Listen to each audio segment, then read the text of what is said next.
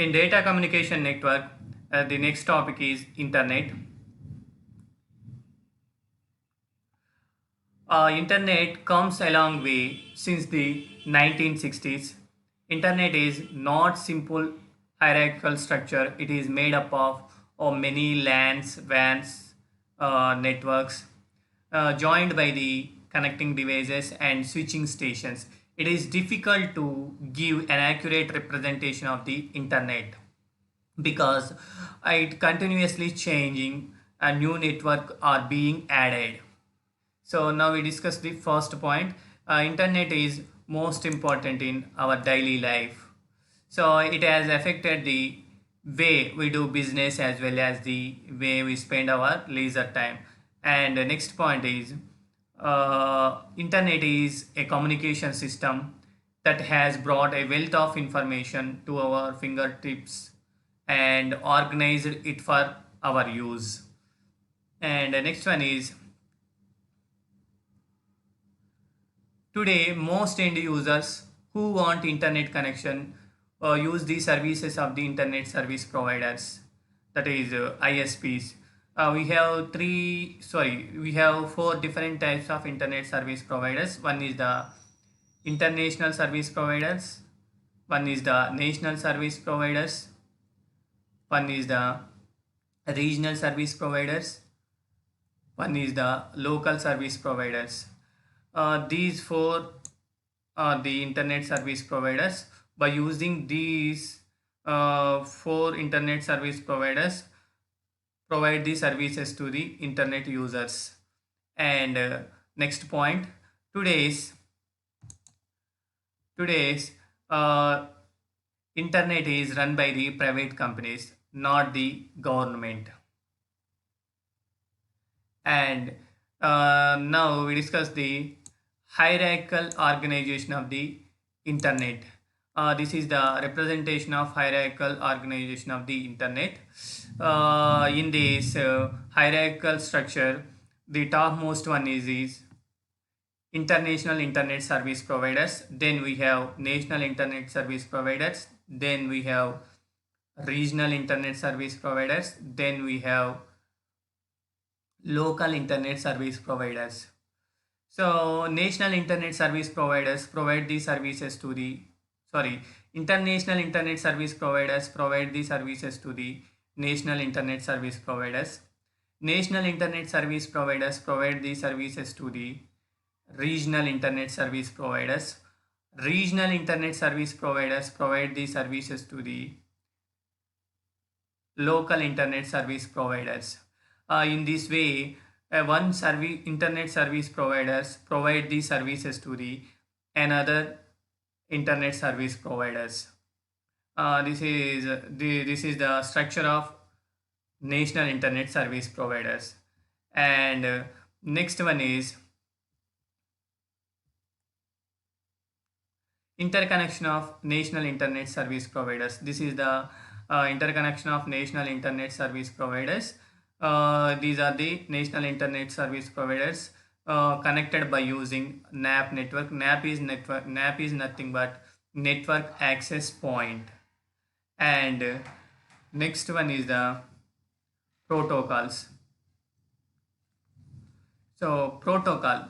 What is protocol? Protocol is set of rules that governs the data communication.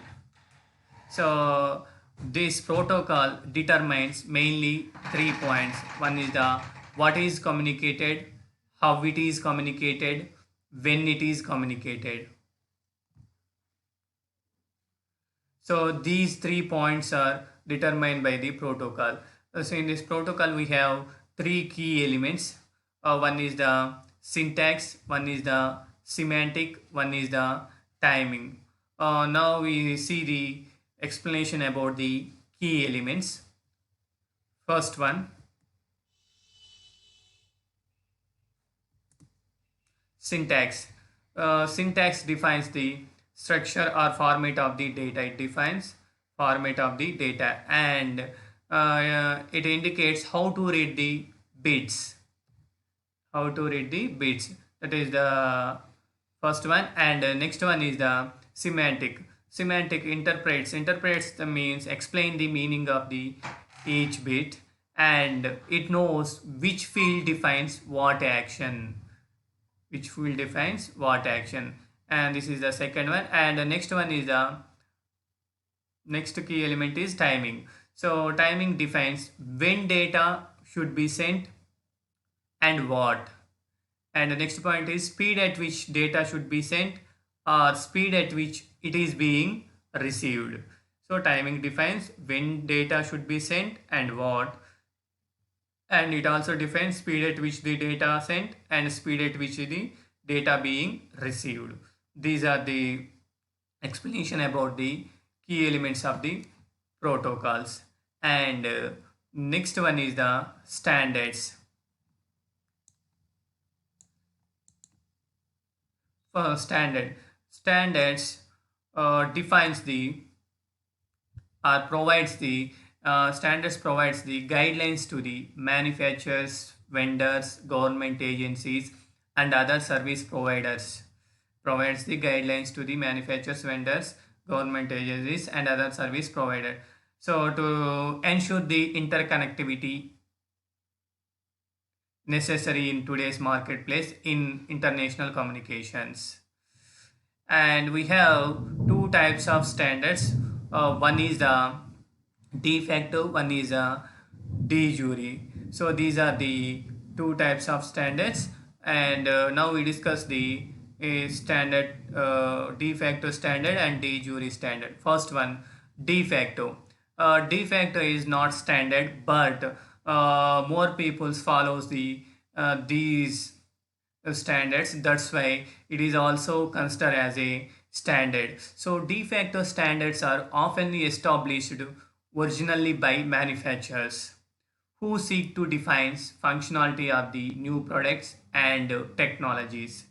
And the next one is the de jure. De jure is the standard, those standards that have been legislated by the officially recognized body.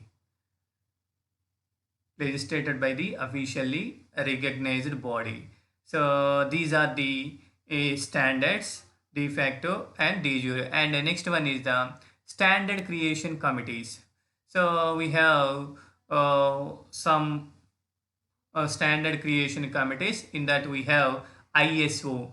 ISO is the International Organization for Standardization. And the next one is ITUT. So ITUT is the International Telecommunication Union Telecommunication. And the next one is the ANSI. So ANSI, Institute of Electrical, ANSI, American National Standard Institute. And the next one is the IEEE, Institute of Electrical and Electronics Engineering. And the next one is the EIA, Electronic Industries Associations. These are the some standard creation committees. And by using these committees, we create some standards. Already we discussed that standards. And the next one is the layer task. So layer task concept is used in our daily lives. So consider a example. It is consider two friends who communicated through the postal mail. So second point, the process of sending a letter to a friend would be complex if there is no services available from the post office. Now we see the task involved in sending a letter. This is the diagram for task involved in sending a letter.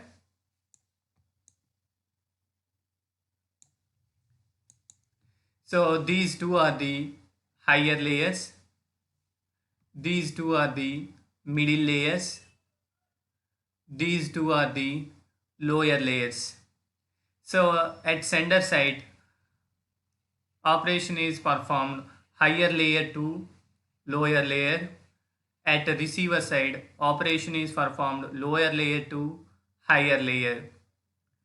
So first we discuss the sender side.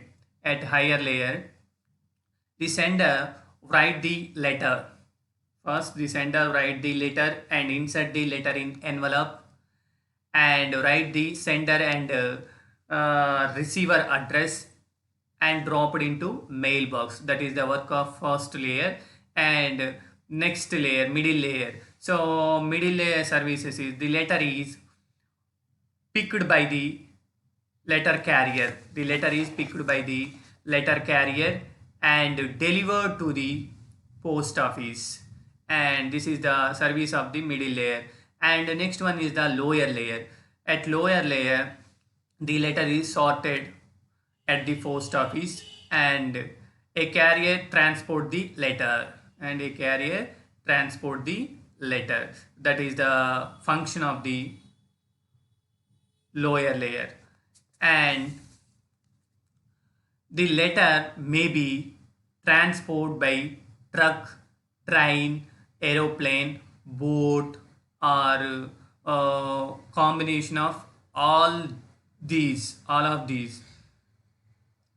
So finally, the letter is reached to receiver side. So receiver side operation is performed lower layer to higher layer.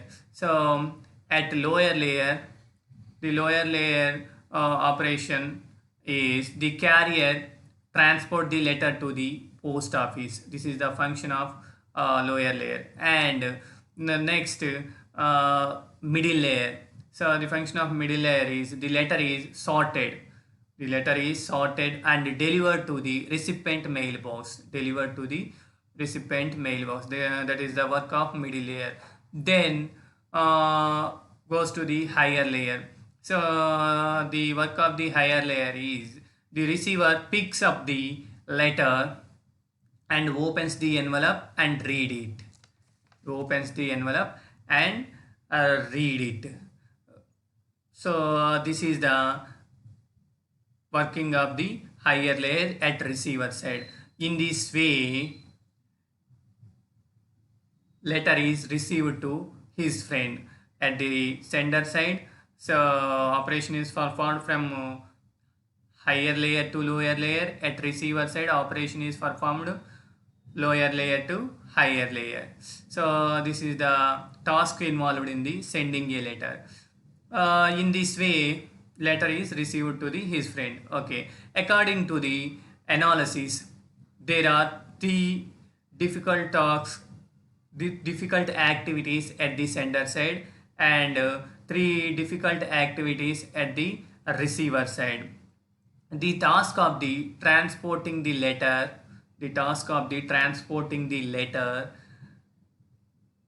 between sender and receiver is done by the carrier. Each layer at the sender side uses the services of the another layer. Higher layer use the services of the middle layer use the services of the lower layer uses the services of the carrier like this. So and the sender in this way one layer is services to the another layer.